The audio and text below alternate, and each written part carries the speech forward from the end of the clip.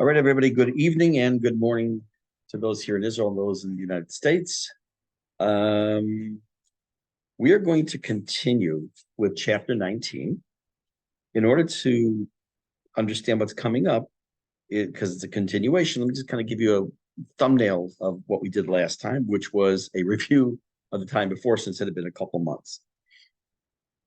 The goal in this chapter is to discuss two stages of something called the Ahava Mesuteret, literally means the hidden love, the innate love that every Jew has for Hashem, no matter what kind of Jew they are or aren't. The first part of this chapter is a mashal, or a parable, explaining how we get to that. And the second part is how we access it, or how it is accessed by people. So what we talked about was as follows, that there's the mashal, that if you were to take a candle, no matter which way you turn the candle, the fire always wants to go up. It wants to seek its original source, to be subsumed in its original source, in spite of the fact that means that that flame will no longer exist as its own entity. It will be subsumed 100% into a larger flame, as it were, and it will lose its identity. It says, in a similar fashion, the neshama of a Jew, no matter what level that neshama is. Remember, we talked about at the beginning of the book that Hashem sends down different levels of neshamot into people. Parentheses, correct, it's not fair. That's just the way Hashem works. He never said anything about being fair, end parentheses. And the neshama, there's a part of the neshama which we described as chokhmah, the wisdom. That chokhmah is that direct link to Hashem that wishes to return to the source, i.e., to the Shemayim, to be, as it were, with Hashem. It doesn't want to be in this world. The Chokhmah is its direct link to God, and it is the source of where this Ahava Mesuteret is found, so to speak, that we will talk soon about accessing it. But in order to understand it a little bit more, we also, it's, by the way, and it says it's like an irrational thing. Why would a thing seek its, the word's not destruction, but it's being subsumed into something else. As I, as a human being, I don't want to be out of this world, and I want to be in this world as long as I can be. Hashem grants me, but yet my neshama, or specifically the chokhmah section aspect of my neshama, wants to be subsumed. It doesn't. It defies logic. Yet the reason, of course, is that he explains that when we talk about the fact that that's the teva of the fire, and it's the teva of the chokhmah of the person and the neshama. Usually we say teva means something that is just, we can't explain. We said that it's one of the most difficult words in language to translate, to explain what is nature. It says in this case, we're not talking about something that's inexplicable, but rather we're talking about something that's al hateva, that is beyond quote unquote nature. So what I want to do, we're going to be starting the text. I'll show you the words. We're not going to start the text just yet. I'll show you, right? We're going to start with,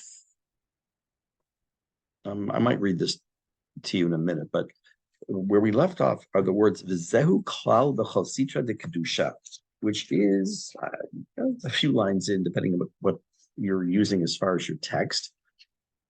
But before we actually get to that, what I'd like to do is, as soon as I get it here on the screen, I'm going to start with something that y'all know that, when I say y'all, you know, you're aware, and I've mentioned many times, that my Rebbe, so to speak, for Tanya is Rabbi Silberberg, Crown Heights in New York.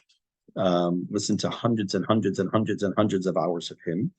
And there are things that he explains, everything he explains beautifully. And I'm going to use his about 5 or 6 minutes of something that he did to introduce this next section. He's going to give it, the basic idea is going to be talking about in a moment something called the difference between kadosh, holy, and kodesh. That also sounds like the word holy. So he's going to distinguish between them, and we're going to talk about the concept of what's called kodesh ha'elyon, the upper kodesh, upper holiness. So these are terms in order to understand properly what's coming up. Let's take a listen to what he has to say. Cannot open the specific file. Oh, very nice. Let's try. Why? Click, Control plus click. Okay, there we go. Just a second. Illogical. First, let me turn it down a little bit. See if I can make this full screen. I can, but I want you to please do is to tell me, just shake your head that you can actually hear him. I didn't start it yet. I'm starting now. Desire to connect to Hashem. You hear it? Okay. Yes. Okay. So inside, so he's starting to, he's just finishing the last line up to where we're about to start. This illogical Ava for Hashem is rooted in the Chachma Sheba, which in Chachma is mentioned earlier in last page, is Eir and Seif Baruch Hu, the infinite light of Hashem. V'zehu klal b'chol sitra dikdusha. This is a general rule, and anything which is on the side of kedusha. She'emei ella, it is nothing but mashenimshach mechachma shenikra kodesh ha'elyon. This taka, we learned this earlier on in Perek Vav. I see some people remember this. Kedusha is only that which comes from chachma shenikra kodesh ha'elyon. Chachma is called in Sifrei Kabbalah kodesh ha'elyon. There is kodesh. There is kadosh. What's between kodesh and kadosh?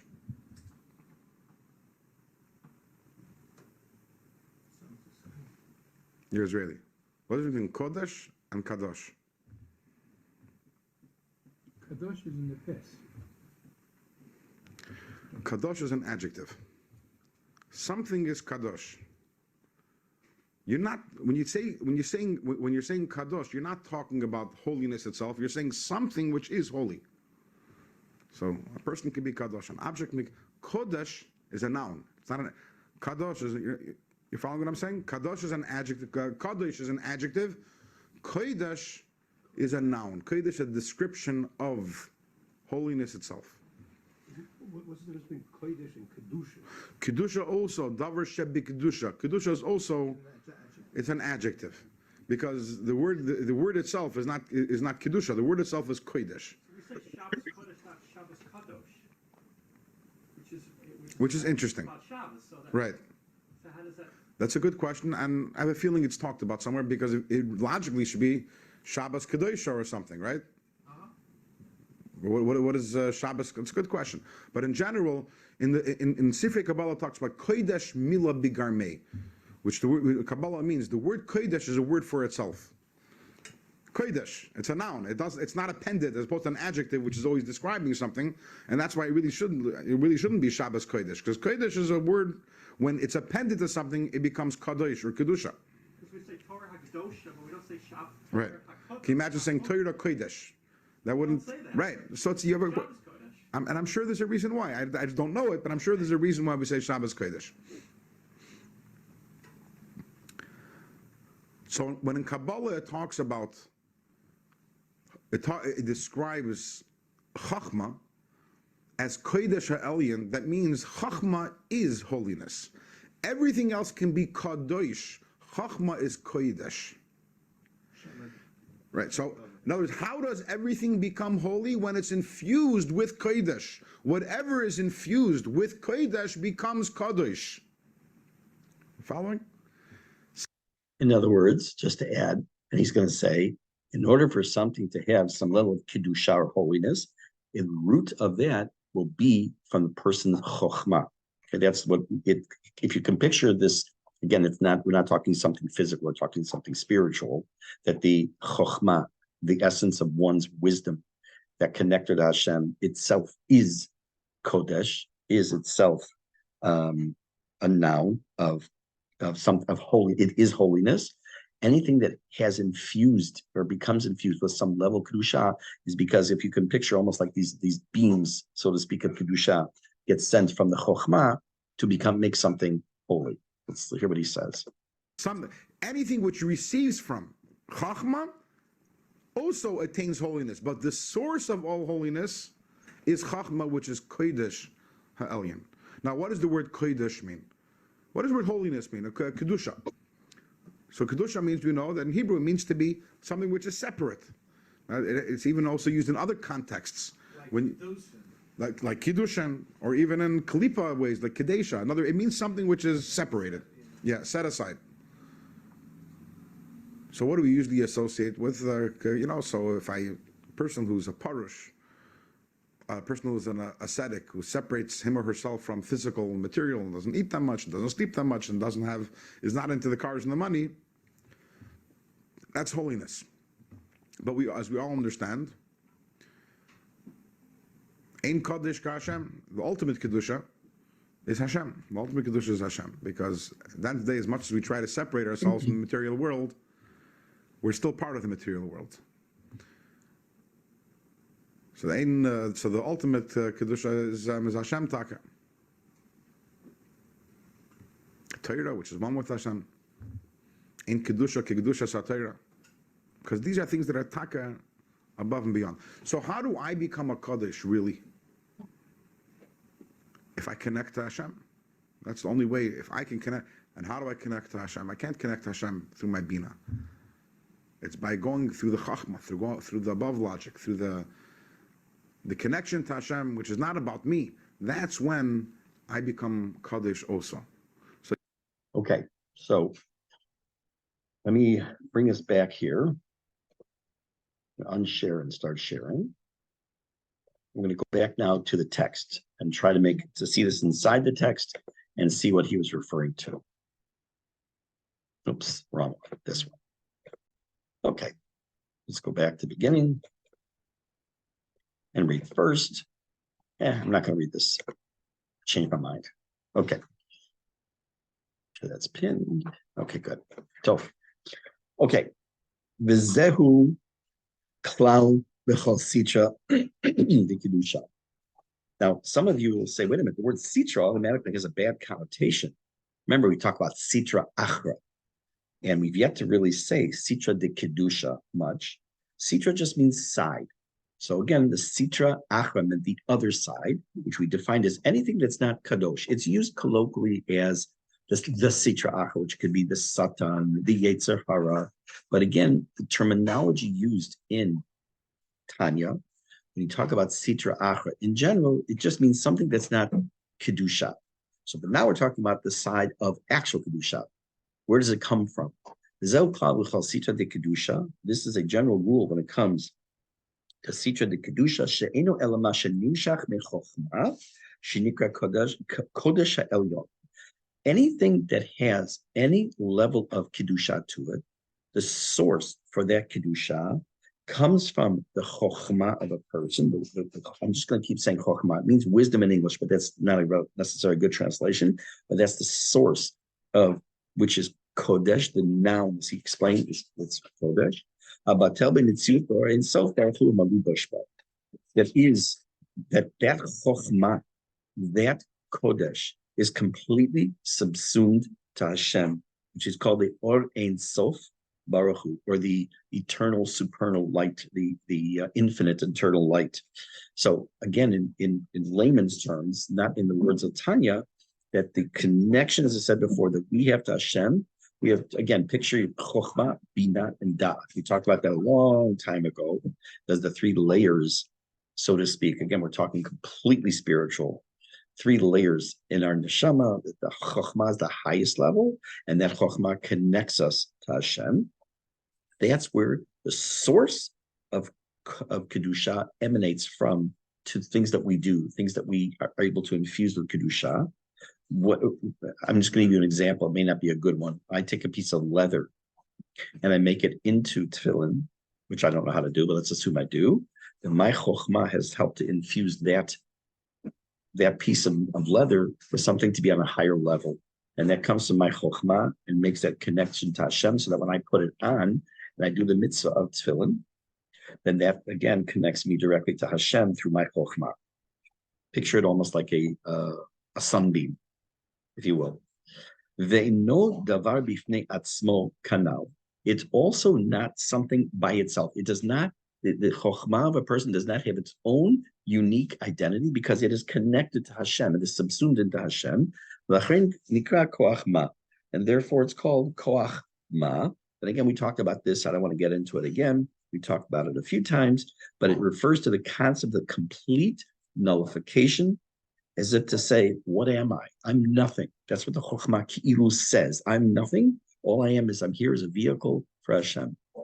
We talked about the concept of the Merkava a couple of times. The Merkava. What is the Merkava? It's a chariot. What does a chariot do? If you have a chariot standing, there's no horse or something attached to it. It doesn't do anything. When it moves, it's only because of the fact that the horse is moving it or whatever is dragging it. And whatever direction it goes, it doesn't have its own will. It's completely subsumed into the will of the driver or the horse. So in this case, the same idea, the Chokhmah is subsumed into the will of Hashem, the source of Kodesh, the source of Kedusha. Now, don't lose sight of the fact our goal here is to focus on this idea of Ahava Mesuteret, what it is, where it is, and then eventually how we will access it. Continuing, we're right here. V'hu ha'hefech. V'hu hefech mamash b'bechinat ha'klipa b'sitra acha. This idea of a unique lack of identity, not unique, a lack of identity, completely kadosh, completely connected to Hashem, is the exact opposite. That sitra de kedusha, the side of holiness, is the exact opposite of the sitra achra, the other side, that which is not kadosh. Shemimena nafshot umot ha'olam. Da'avdin legarmayhu.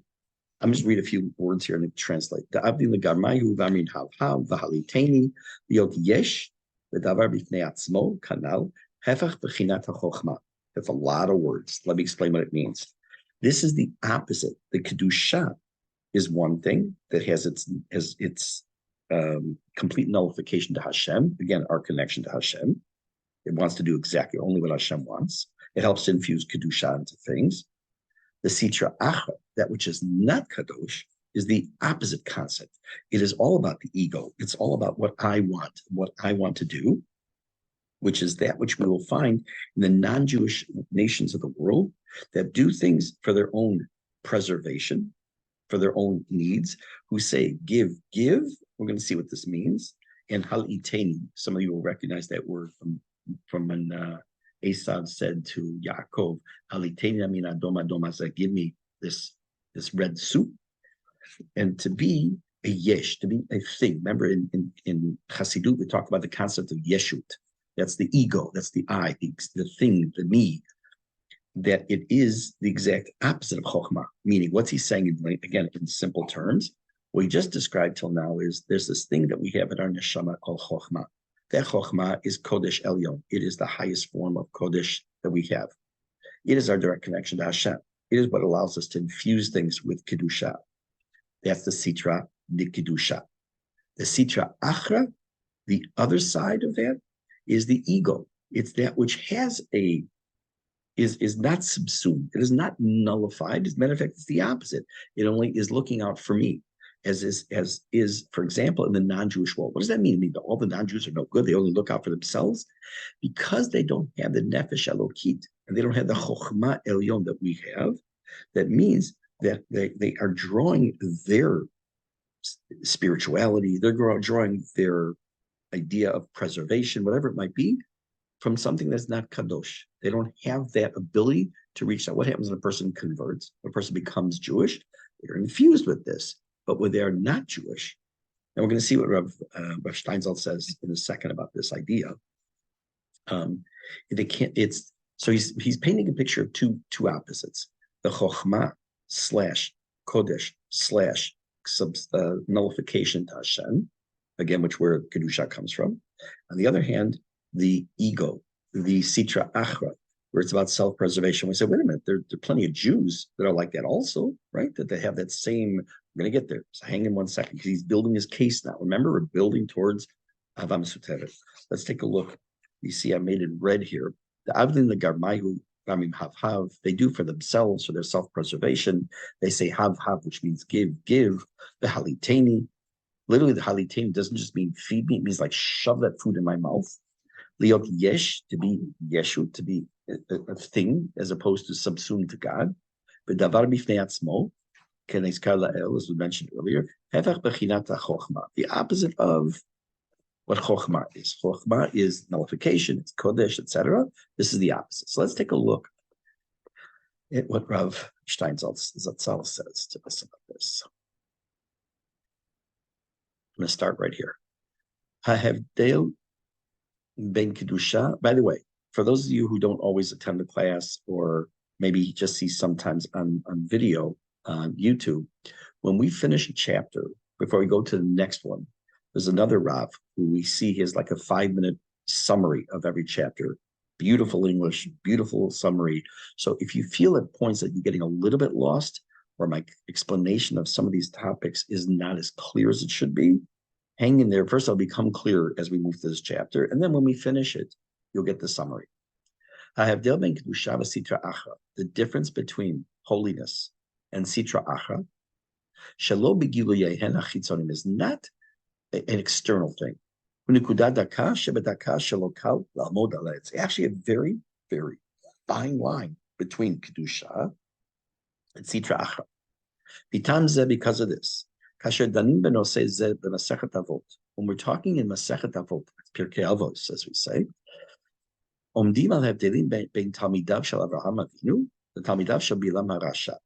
know that in Perek Hey, Mishnah Yotet, in Masechet Avot, it discusses the distinction between the students of Avraham Avinu and the students of Bilam Harasha. They don't talk about the Hevdelim between Avraham and Bilam himself. Why? Now I'll explain.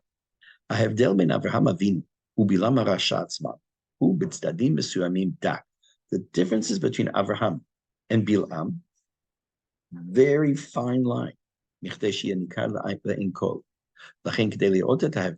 In order to see the real, why is it such a fine line? Avram is Avram and Bilam is a Russia. Hang in there, he'll explain. But to see the real, true differences between Avraham and Bilam, we have to look at in order to see the real difference between Avraham Avinu and Bilam. So you have to see the next generation. To see how things develop the next generation over time. Bilam was not just a plain old-fashioned run-of-the-mill Rasha. Bilam Adam Gadol. He was a very great man, to the point that Chazal said, Shalokam ki Moshe b'Yisrael. When we said there was no prophet in the world like Moshe, we mean among the Jews. But there was someone like Moshe among the non-Jewish world. Who was it? Bilam. Therefore, when it came to the way the person's, the neshama of Bilam, the neshama of Abraham, and what they were able to achieve and grow, Bilam hu Moshe, in certain ways, Bilam and Moshe were the same, were very similar. But on one internal point, there's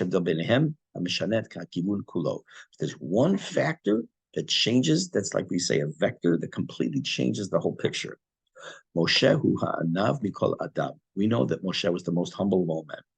About the students of Bilam, it says that they were haughty. Even though Avraham, or we should say in this case, Moshe and Bilam were on the same level, the shoresh, the source, the root of everything for Bilam was klipa. Remember, we talked about klipa hundreds of times. And the second one, meaning Moshe, Ish Elokim Shalokam Kimoto Yisrael. So first, it establishes that there's a distinction between Avraham and Bilam's students. Why are we using the students of the two? Because when we talk about Bilam, he's on a different level than all other nations of the world and people of the world who were not Jewish. He was very similar on a certain level to Moshe, with one big difference: who he was. What's the big deal? Why is it such a big vector or turning point between Moshe and Bilam? Well, if the whole idea is to be doing the will of Hashem, that means our goal is to subsume our will to Hashem's. If a person, that's being an anav, that's being humble, your humility before God, not before just man. Bilam's students, the people who learned from him and carried out his tradition, were the exact opposite. They were haughty. What does it mean to be haughty? It's about yourself. It's your ego. That's the split. Now, look at this. In a letter that the author, the Balatanya, okay, so Shlomo Zalman Liadi, when he got out of prison, he wrote a letter. Sorry. Who omed al nekudazo b'tilato Yaakov, and he points this out in the tefillah of Yaakov Avinu in Parshat Vayetze. It says, "Katonti mikol chasadim." I'm literally means I've been made small by all the chesed Hashem has done. I have dil hadak shebedak nikar b'tekuva hatzlacha l'gulei chesed Hashem. It's like I'm saying, I'm like, Yaakov was saying, like, I don't even deserve this. I'm a nobody. I'm nothing. He was Yaakov Avinu. All this chesed Hashem's doing for me. B'klipa kechol shadam mekabel yoter ugadal yoter be'enei atzmo. In the klipa, in non-kadosh aspects, the more a person receives and has, the bigger he is in his own eyes. Kechol shu matzliach yoter, the more successful. Batuach yoter shemagielo. It's like, I deserve this. Look at all the work I put, all the hours I put in the office. But kedusha, on the other hand, hatkuvahi katonti mikol chasadim. I don't even deserve all this. I don't deserve how I have the ability to have health and breathe and have a family and have love. All these things when it comes to kedusha, when it comes to the higher, the more important things in life, katonti. It's like I'm so small by all this chesed Hashem's giving me. The exact opposite, the approach of look at all my money and look what I have and I deserve this and look at my house and look at my cars and look at my vacations and my bank accounts. Look at how great I am. When it comes to kedusha, it's the exact opposite. The more Hashem gives and bestows to a person in chokhmah, in wisdom, in kedusha, in chesed, he seems less and less deserving. Imagine someone came to you. Let's say you did someone a favor. They borrowed your car, and they come to you the next day, and they give you the deed to 100 acres of land somewhere that has crops and cattle and all that. Like, I just loaned you my car. That's all I did. How are you paying me back by giving me all this? All Hashem did was give me the ability to breathe, right? But who am I? Who am I? Why do I deserve that?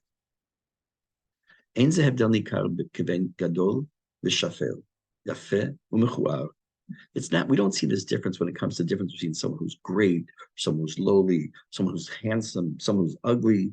It's only a very fine line. It's only visible when it comes to with the addition of chesed. Now, the next line is not in your book. On the slide. I'm just going to read it.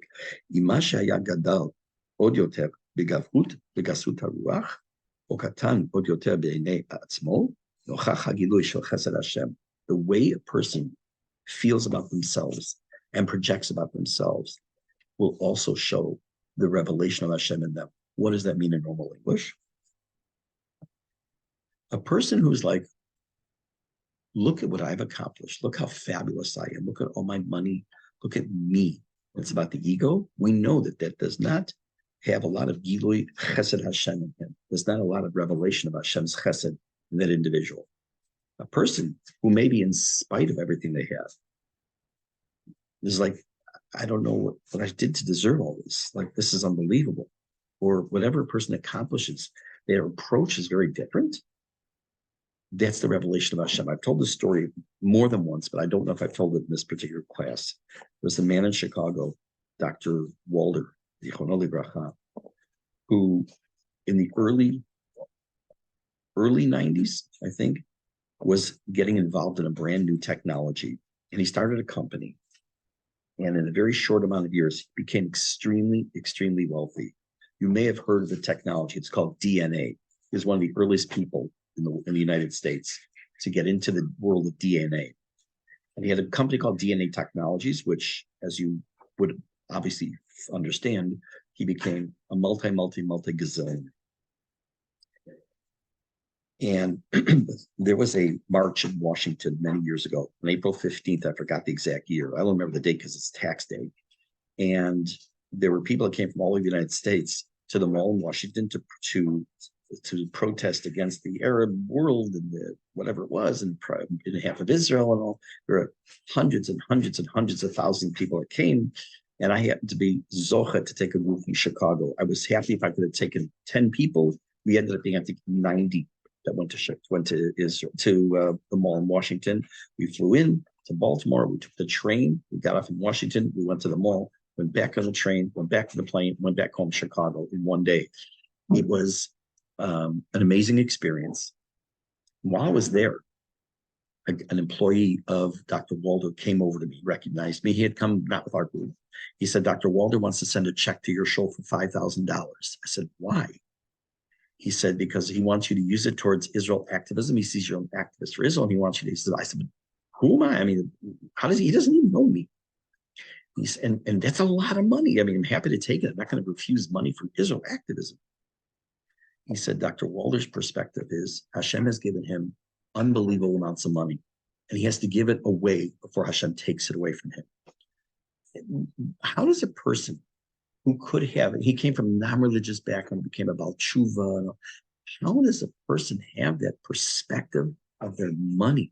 Is unbelievable. Now, he didn't want to give it away. He had nothing. The fact remained that he wanted to help as many people as possible before he had a turn of fortune. So Baruch Hashem, we were the recipients, and were thousands of other people of his tremendous generosity. Okay, so let's go back into the text now. Continue. We're going to pick it up with the V'lachein. Now, again, if you're slightly not clear what we're saying, again, hang in there. There have been times since the first chapter I've said, just hang in there. I know it can be confusing. Pick up little bits and pieces here. We're going to get to a point shortly. Therefore, nikraim meitim. Therefore, they, that we're going to see this means both Rishaim, Jewish people who are Rasha, and non-Jews are considered spiritually dead. Why? What gives us life? I am not talking about physical life. I'm talking about spiritual life in the way we relate to Hashem, the way we serve Hashem, is our chokhmah.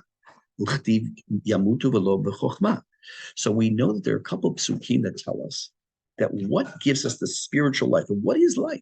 The connection to Hashem comes through chokhmah. The goyim, the non-Jews, and wait a minute, just how do we say that the Rishaim don't have this? Then we just say that chokhmah is in every Jew? Hang in one more, a little bit. So at this point now, the text is only referring to the non-Jews. They don't have this chokhmah, therefore they cannot have the same level of connection to God. Number one, clarification.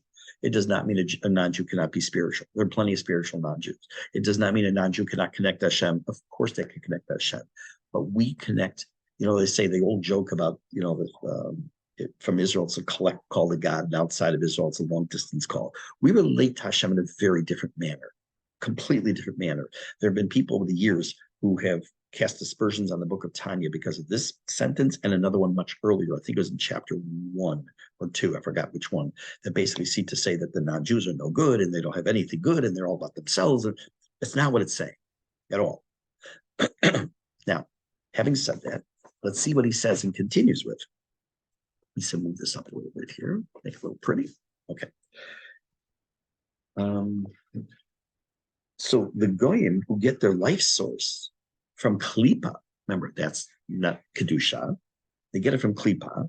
They cannot achieve the level of connection to Hashem that we can. They cannot achieve the life, the chayim that we can with Hashem. The same is true about a Rasha and sinners among Jews. Kodem shabau lidei nisayon lekadesh Hashem. Before they get to the stage where they're tested in their faith, I'll explain that in a second, it's not, they have the same disconnect with Hashem. It's ki'ilu, their chokhmah is dormant. It's not there. It's dormant. And let me read a couple lines more, actually a few lines, and then let me go back and explain. Because the idea of chokhmah that's in the soul, B'nefesh elokit. Initzot elokut me'ayin sof baruch hu hamulbash ba. The chokhmah that we know that exists in our neshama, that is the spark of Hashem in us. Im bebechinat galut bigufam. That chokhmah is there, but it's like it's in exile in their own body. B'nefesh habahamit. It's moved from the nefesh elokit to the nefesh habahamit, from the godly soul into the animalistic soul. Remember, that's ego. Mitzad klipa shebechalal asmali shebelev hamolechet u'moshelet b'gufam b'sod galut hashchina kanal. This is a long sentence which we've talked about multiple times. The anatomy of the soul, we said that the nefesh habahamit is on the left side, nefesh elokit on the right side, so that their chokhmah, unlike the fact that the non-Jews don't have the chokhmah that we have and cannot connect to Hashem in the same way, and they can't have the same chiyut or life source that we have, the Poshei Yisrael, the Rishayim, the sinners, the Rishayim among the Jewish people, they have one thing. They also don't necessarily have the connection. Why? Because that chokhmah, due to the fact of how they act, is dormant, and it's been moved. It's got moved. It left a forwarding address. It's sitting in the side of the nefesh bahamit. When does it come out? When they're tested with kiddush Hashem. When push comes to shove, and are they going to be a Jew and not be a Jew? And I'll give you the examples, a couple in a minute. It's dormant. But when does it actually come out? When their religion is tested. Example. I'll give you two examples. One I gave months and months and months and months ago. Actually, I gave both of these months ago. There was a story that was told about during, it wasn't World War II. I think it was in the time of the pogromim, and unfortunately, we know what those are now too. Merkaz is getting pounded again. There was a story that was told about a neighborhood where the Cossacks were going through looking for Jews. And there happened to have been on a certain block a number of Jews that lived there. And the goal was they find them, they're going to kill them. At the beginning of the block was a house of ill repute. There were prostitutes that lived and did their business at the first building on that particular street. Almost all of them were Jewish, completely not religious, completely disconnected from Torah, from everything. They're prostitutes. If someone would be found harboring or hiding a Jew, they would also be executed along with the Jew. The Cossacks came to the house, the first house, and the prostitutes said, they knew full well the neighborhood. Are there any Jews on this block? And they responded, the answer, no. Why? They just put their lives in danger. They wouldn't, why would they even care there'd be more Jews down their block being killed? They themselves were now putting their lives in danger. Why? Because they had what may have been the chokhmah that was asleep, dormant, sitting there in the chalal smali, in the left side, the left chamber of the heart, which is the nefesh bahamit, came to the fore, moved into the nefesh elokit. I'm using this all metaphorically, of course, and that how it comes up when it comes and creeps out. We said here that they come shabau lidei nisayon lekadesh Hashem. They come to a point of being tested where they're going to have to do a kiddush Hashem and to almost possibly have to give up their lives. That creeped out. What is that? That's the ahava misuteret. That's the hidden innate love, also called the pintalayid, the nitzotz, the spark, that's in every single Jew and in every convert to Judaism. It's there. This is his point now. Taking all these, the mashal of the fire and how that's the neshama wants to be subsumed, it wants to return to Hashem. We now have come to the point where we've identified where this, what does it mean, this ahava misuteret, this hidden love. We've come to the point where we see, how does it come out? It comes out when it's squeezed out. The other story, which I've said multiple times, the context of this shir, is Daniel Pearl. He was one of the first people, and a long list of others who were executed. Let's just be nice. Were executed by some very, very, very horrible people.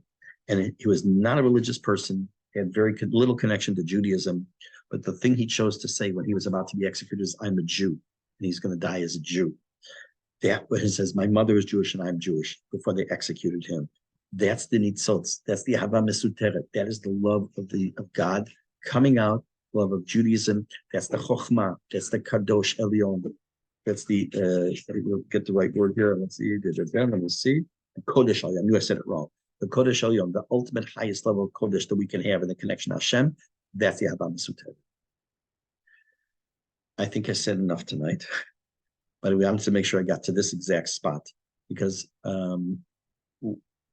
we needed a definition, and that's what this chapter is. The next part of the chapter, which hopefully, I don't know if we'll get through the whole thing next week, Bezrat Hashem, will be about, okay, it's there. How do I access it? When I'm working my ego, when my ego is kicking in, it's pushing my Hava Mesuteret back. How do I access it? I'm not going every day through a Kiddush Hashem test. So we'll have to talk about that Bezrat Hashem next week. In the meantime, we are in Eit Tzara Yaakov, and I'm not going to talk again tonight. I've already done that multiple times here online. I talked to the shul, I talked to the community, but it's mostly because I want to hear it myself. We're in a tough time, and it's unfortunately looks like it's going to get tougher before it gets easier. We have to do a little bit more every day, a little bit more Torah, a little bit more Ahavat Yisrael, a little bit more mitzvot, bein adam l'chavero, work on l'chavero. Everyone runs to Tehillim and everyone wants to learn a little bit more, which is important. And we daven more. We're saying here every day, Avinu Malkeinu, we're saying an extra Tehillim after every tefillah. All important. Work on bein adam l'chavero. Critical. How you treat somebody. Reach out to somebody you're having trouble with and have maybe not made peace with. Reach out to them. If you know people are having trouble interpersonal relationships and you can have a say in it, do something about it, because that's what's going to happen. We say, the one who makes peace in the heavens, yes, he is going to do it here, but he needs something to build on, Hashem. He doesn't just make things happen, and we have to give him something to build on. Tov, Laila Tov, good afternoon, good morning to some of you.